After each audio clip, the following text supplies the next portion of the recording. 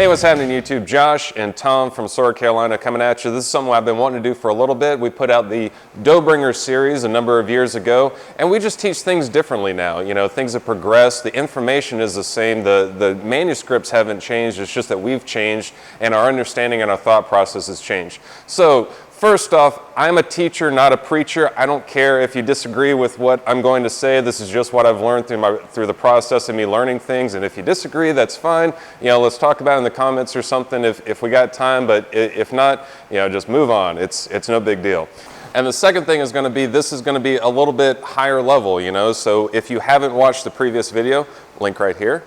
If you haven't watched the previous video, go back and find that foundational stuff. And if you don't even have your balance steps or your guards or anything like that, why are you trying to do a master cut anyway? Okay, so here we go. So speaking of master cuts, what's the difference between a Zornhau and an Oberhau? So what we've come to kind of build a canon upon is that an Oberhau is a category of cuts, and a number of different cuts fall into that category, and a Zornhau is a specific example of an Oberhau with a specific purpose inside that situation, okay? So category, Oberhau, Zornhau is in there as a specific example of what we're trying to do in that moment. So speaking of which, of what we're trying to do in that specific situation of the Zornhau is two things that I saw that we teach differently. The very first one is the angle of the cut. When I was watching the old video, you know, it's great, it's got the basic information in there, and I'm just looking at it just like, ugh, you know, it's just, you know, I'm kind of shuddering on how we teach it now. So the way that we teach it now is far tighter. It's far more of a vertical cut that's going to introduce some of the mechanics of it, not just, you know, the two cuts come together and we thrust. Okay, so let's get into it real quick, Tom. If Tom cuts at me and I'm looking to do in the knock a Zornhau, right, to defeat his Oberhau that's coming in my upper left opening, he cuts, I cut into his sword at an angle at like a 45 degree, that makes it to where, yes, my point is on line, okay, and I could follow it up with immediate thrust, but what's happening is here we're kind of fighting strength for strength and we're not using a leverage advantage. But if Tom cuts at me at that 45 degree angle and I cut more of a vertical cut, what's actually happening is I'm sliding down the blade, right, the edge, yeah, the edge of my sword is actually contacting the flat of his sword and is producing a mechanical advantage to where I don't have to cut stronger than Tom did.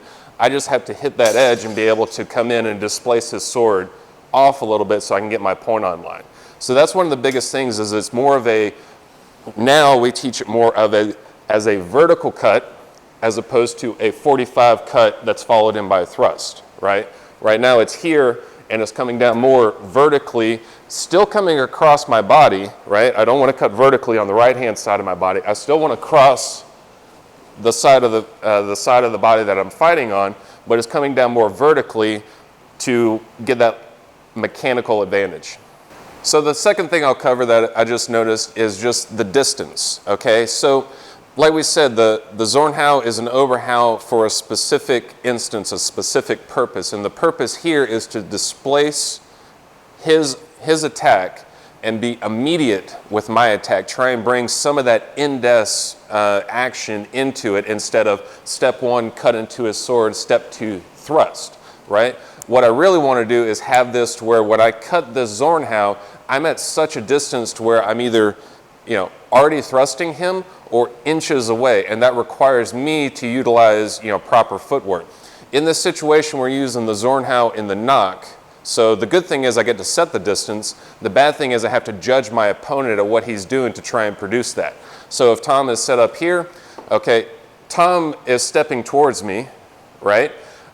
Go ahead, step towards. I could just back up and kind of maintain that suffectant, right? I don't have to stay in the same range, so that's what I mean by I'm setting the distance in the knock. So if Tom takes a very big step towards me, I'm trying to do the Zornhau, I have to take a very big step back in the moment to be able to wind up to where I'm still in range for my thrust to hit. And of course, if Tom takes a very small step towards me, right, I'm doing more of a double triangle or a very small passing step back. And the point is I'm trying to cut vertically to displace the sword, but I'm also trying to get it to where my point, the point of my sword is not here, the point of my sword is right here, to where he's practically stepping right into it. Okay, that's best case scenario. He's practically stepping right into it. So this is something that you just have to develop an eye for and train for, to maintain that distance with your opponent and things like that. So that's it. Short video. Go build the foundation, of your guards and your basic footwork. You can go watch the video. We produced it free for YouTube just so you can learn a little bit about the Zornhau. And then here's some quick tips that we wanted to give of how we teach it differently.